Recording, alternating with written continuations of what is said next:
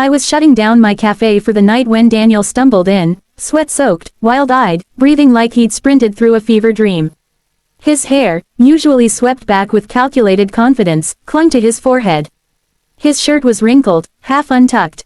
For a moment, I wondered if something terrible had happened.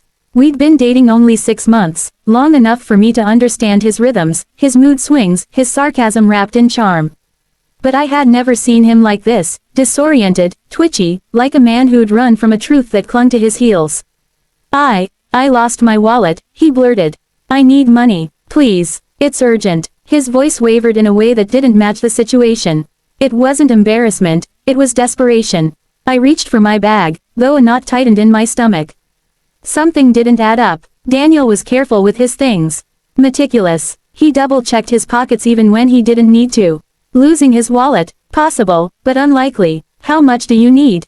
I asked quietly. A couple hundred, he said too quickly, like he'd rehearsed it. It's complicated. Complicated. A word people use when they don't want to tell the truth.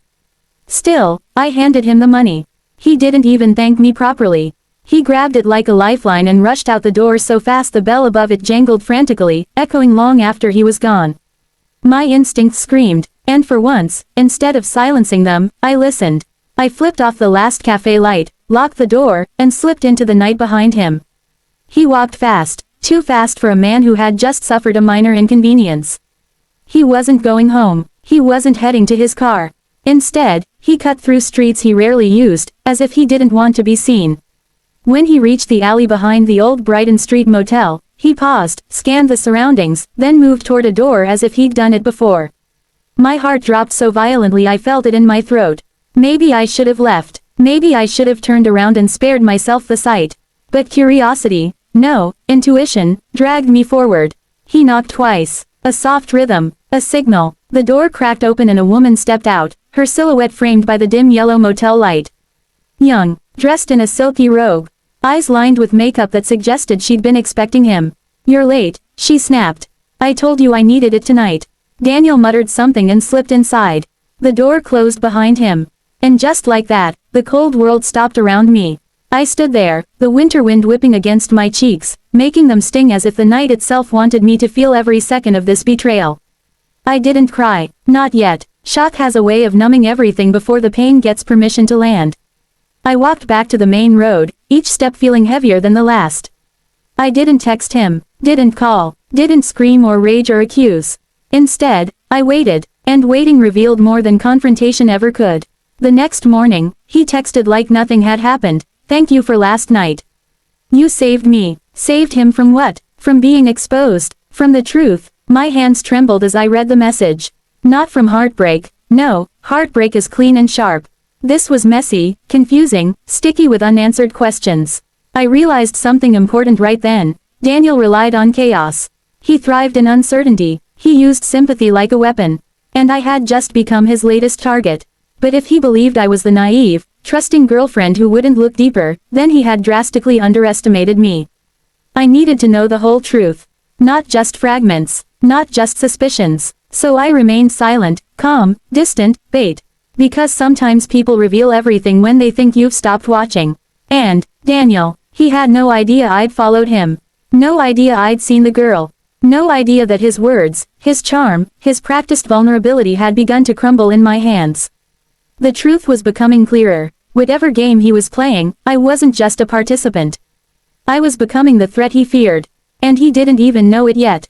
Daniel arrived at my apartment the next evening carrying roses, the expensive kind with long stems and glossy petals. He smiled the way he always did when he needed something from me, wide enough to appear sincere, narrow enough to hide his intention. Baby, he said, leaning in for a kiss, you won't believe it. I found my wallet. It was under my car seat. Can you imagine? Yes, I could imagine. Because it was a lie so thin even he didn't bother trying to polish it. I stepped back, forcing a smile. That's great, I said softly. Actually, I was thinking, maybe we could go out tonight. Surprise flashed across his face. Not because I suggested going out, but because he wasn't expecting warmth, not after asking for money, not after disappearing, not after feeding me excuses. But he smiled again, relieved. Sure, anywhere you want. Perfect, I said. Let's take my car. He hesitated, just for a second, but hesitation often reveals more than words. We drove in silence. He kept glancing over at me like he was trying to assess my mood, searching for cracks, clues, hints. I kept my expression calm. Too calm. That alone scared him. When I turned onto Brighton Street, I saw him stiffen beside me. His fingers tapped nervously against his knee. His breathing changed, shallow, uneven. "Why are we here?" he finally asked. "I thought you could tell me," I answered, pulling into the motel parking lot. His jaw clenched. "I don't know what you're talking about. Let's just go somewhere else." "No," I said, my voice steady. "Let's finish what you started." Before he could stop me, I opened my door and stepped out. He fumbled with his seatbelt, panic flickering in his eyes. And then, room 12's door opened. The same woman stood there, though the confidence she'd had the night before was gone. Her eyes were swollen, her mascara smudged, her lips quivering. She wasn't seductive tonight, she was scared. When she saw Daniel, she recoiled. Not like a lover caught in a lie. More like a victim seeing the person who controlled her. "You said you'd come back," she whispered, voice cracking. "You promised. You said you'd bring the rest." I turned slowly toward Daniel. He blinked rapidly, searching for a lie that could save him. But lies need stability, and right now, he was collapsing.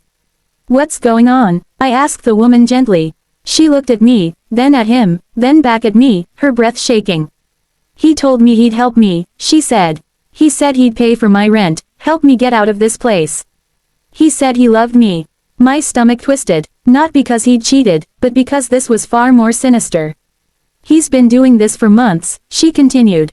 "Not just with me, with other girls too. He gives us just enough hope, just enough money, then disappears. Then he comes back again when he needs something from us." Daniel swore under his breath, stepping toward her. "Don't listen to her, she's lying.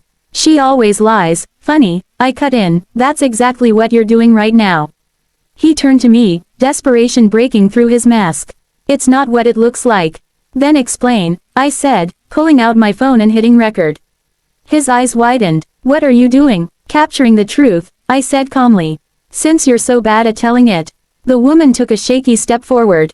"He took money from me," she whispered. "From all of us. He plays the same game with every girl. He pretends to care, then uses us." Daniel's face drained of color, his hands trembling. For once, he didn't have a script prepared. His lies tangled in his throat. His composure shattered. The truth stood naked between us, undeniable. "I trusted you," I said quietly. "I believed you. But you weren't looking for love. You were looking for victims." He reached for me, but I stepped back. "Don't," I warned. "You've taken enough." He knew then. Knew it was over. Knew the truth he feared had finally come for him. And this time, he couldn't outrun it. Not with charm. Not with excuses. Not with lies. Because I had the truth. And the truth would undo him. Completely.